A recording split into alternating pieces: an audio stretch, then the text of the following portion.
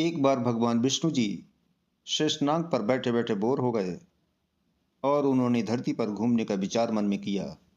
वैसे भी कई साल बीत गए थे धरती पर आए। वो अपनी यात्रा की तैयारी में लग गए।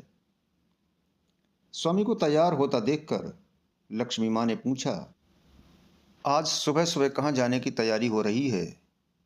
विष्णु जी ने कहा, हे लक्ष्मी, मैं धरती लोक पर घूमने जा रहा हूँ।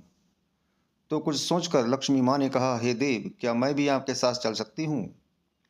भगवान विष्णु ने 2 पल सोचा, फिर कहा, एक शर्त पर तुम मेरे साथ चल सकती हो। तुम धरती पर पहुंचकर उत्तर दिशा की ओर बिल्कुल मत देखना। इसके साथ ही माता लक्ष्मी ने हाँ कह के अपनी बात मनवा ली और सुबह सुबह माँ लक्ष्मी और भगवान विष्णु धरती पर पहुंच गए। अभी सूर्य देवता निकल रहे थे। रात बरसात हो चुकी थी।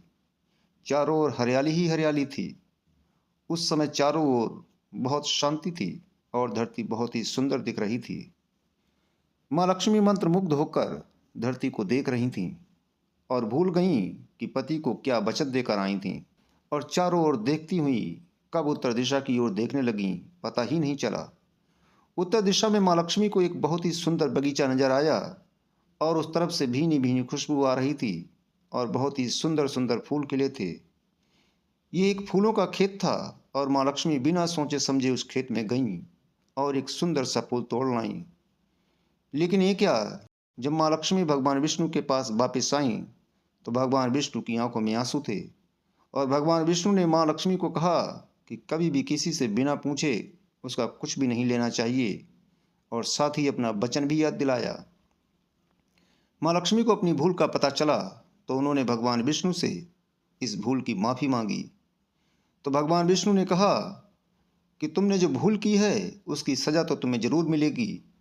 जिस माली के खेत से तुमने बिना पूछे फूल तोड़ा है, ये एक प्रकार की चोरी है। इसलिए अब तुम 3 साल तक माली के घर नौकर बनकर रहो। उसके बाद मैं तुम्हें बैकुंठ में वापस बुलाऊंगा। माँ लक्ष्मी ने चुपचाप सर झुकाकर हाँ कर दी और माँ लक्ष्मी एक गरीब औरत का रूप धारण करके उस खेत के मालिक के घर गईं। घर का एक झोपड़ा था। मालिक का नाम माधव था। माधव की बीवी, 2 बेटे व 3 बेटियां थीं। सभी उस छोटे से खेत में काम करके किसी तरह से गुजारा करते थे।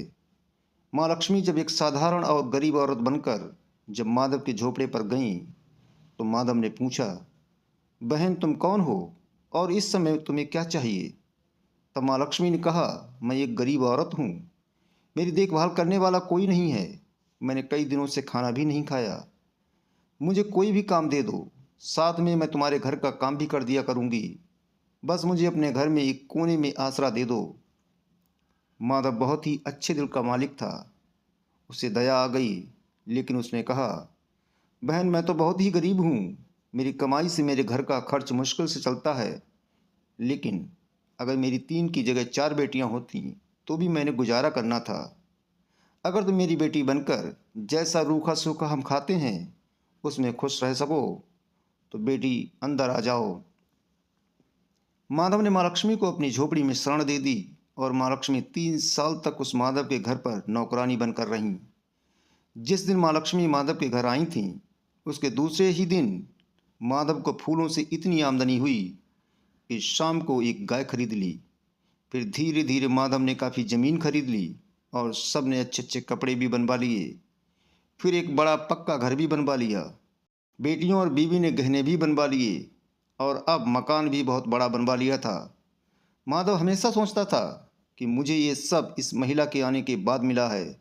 इस बेटी के रूप में मेरी किस्मत आ गई है। और अब 3 साल बीत गए हैं, लेकिन माँ लक्ष्मी अब भी घर में और खेत में काम करती थीं। एक दिन माधव जब अपने खेतों से काम खत्म करके घर आया तो उसने अपने घर के सामने द्वार पर एक देवी स्वरूप गहनों से लदी एक औरत को देखा।